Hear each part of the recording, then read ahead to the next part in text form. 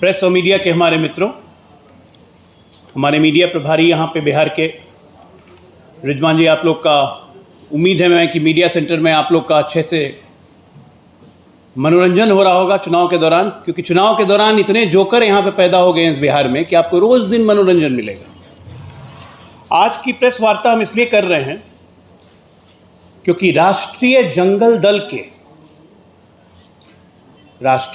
दल अपने आप को राष्ट्रीय जनता दल कहते हैं, लेकिन राष्ट्रीय जंगल दल के अल्फा मेल जो हैं वो बूढ़े हो गए, स्वास्थ्य ठीक नहीं रहता है। तो हम उनके अच्छे स्वास्थ्य की कामना करते हैं, उम्मीद करते हैं कि वो स्वस्थ रहें, अच्छे से रहें। लेकिन अल्फा मेल थे, वो सारी कमावत उन्हीं के हाथ में थी। तो अल्फा मेल जब बूढ़ा हो गया तो वहाँ परिस्थितियों में जंग हो गई है थोड़ी सी।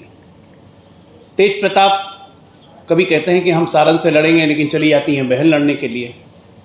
तेजस्वी यादव इधर से उधर घूमते रहते हैं और यहाँ टिकट बांटने में भी आजकल बड़ा चीनी का चक्कर चल रहा है। तो हमारी तेजस्वी यादव को एक सलाह है कि चीनी ज़्यादा मत चाटिए, ज़्यादा चीनी चाटिएगा तो डायबिटीज़ हो जाएगी।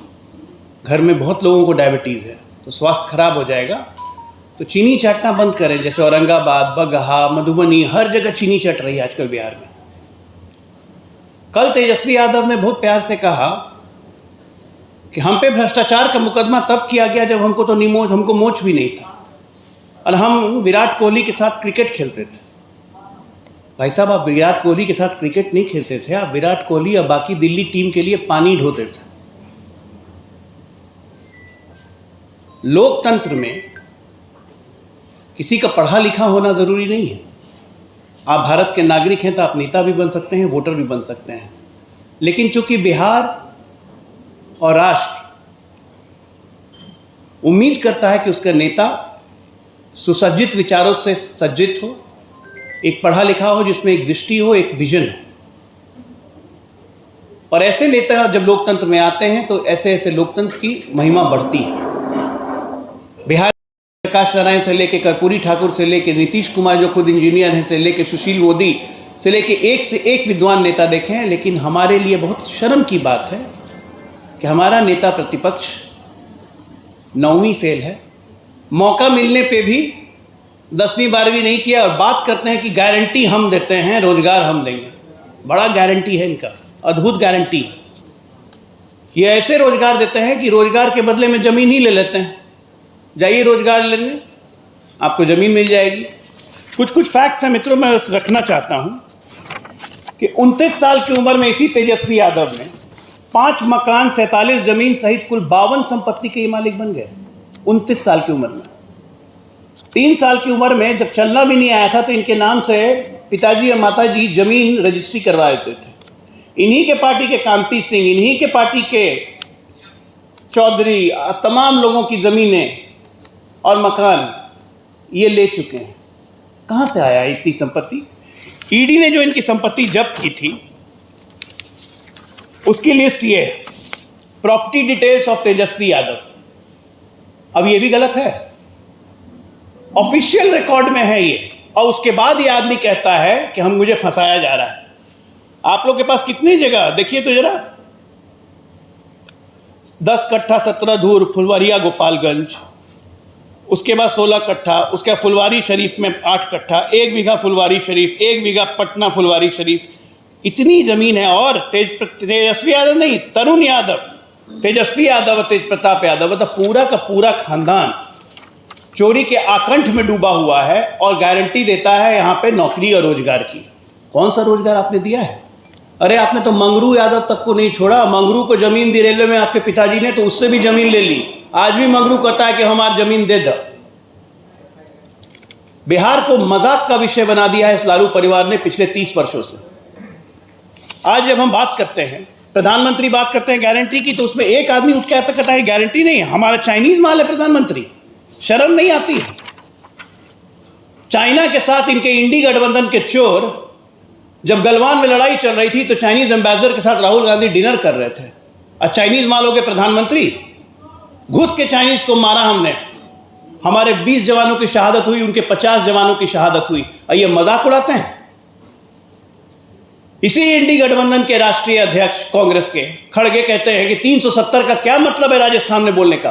आप मुझे बताइए मीडिया के दोस्तों, बिहार के कम से कम 100 से ज्यादा जवान, हमारे अपने जवान शहीद हो चुके हैं उसी 370 के कारण कश्मीर की धरती पर।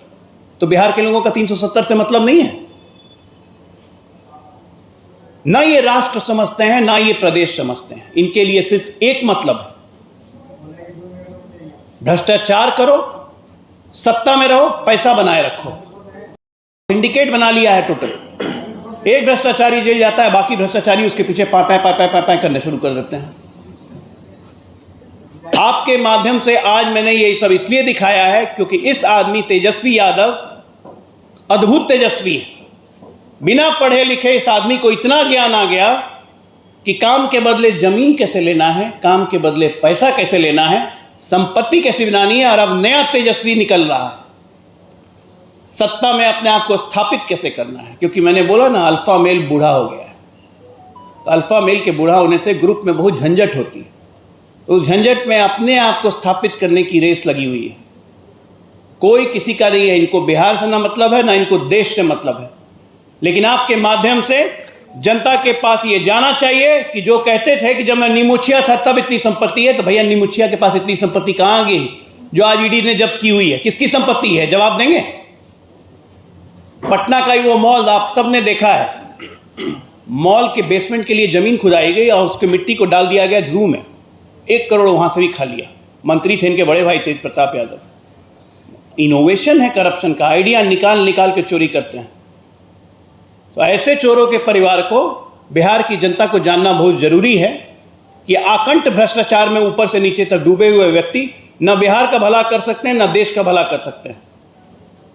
लोकसभा चुनाव इनके लिए सिर्फ पैसा अर्जित करने का जरिया बन गया है। चीनी चाट रहे हैं, तो मैं उम्मीद करता हूं कि चीनी कम चाटें, नहीं तो डायबिटीज हो जाएगा। देखिए, बुद्धि की कमी होना तो हम कुछ नहीं कर सकते। परिवारवाद का मतलब प्रधानमंत्री जी ने लोकसभा में बहुत आराम से समझाया था, लेकिन इनकी दिक्कत है ना, ये ना सुनते हैं ना अच्छी बातों को समझ सकते हैं। परिवारवाद का मतलब आप मुझे बताइए। आज सम्राट चौधरी अध्यक्ष हैं। 4 महीने के बाद लोकसभा चुनाव के बाद हमारा नया अध्यक्ष अगर आएगा तो आप लोग में से कोई या हम में से कोई बता सकता है कौन अध्यक्ष होगा? नहीं बता सकता है। लालू यादव के बाद कौन अध्यक्ष होगा बता सकती है ना। अल्फा मेल जब बूढ़ा हट जाएंगे तो कौन अध्यक्ष होगा बता सकती हैं। कांग्रेस में कौन अध्यक्ष होगा, किसकी मर्जी से होगा आप बता सकती है। समाजवादी पार्टी में अखिलेश यादव के बाद उनकी बेटी अध्यक्ष बनेगी, आप बता सकती है। परिवारवाद का मतलब ये है कि सत्ता एक परिवार के हाथ में आ जाए, उसी की मर्जी से अध्यक्ष और वही मुख्यमंत्री, वही परिवार सत्ता का संचालन करेगा। ये है परिवारवाद। एक बाप बेटा अगर चुनाव लड़ रहा है तो वो परिवारवाद नहीं होता है। लेकिन इनको समझ में नहीं आएगा, ऊपर का मौला खाली है थोड़ा सा।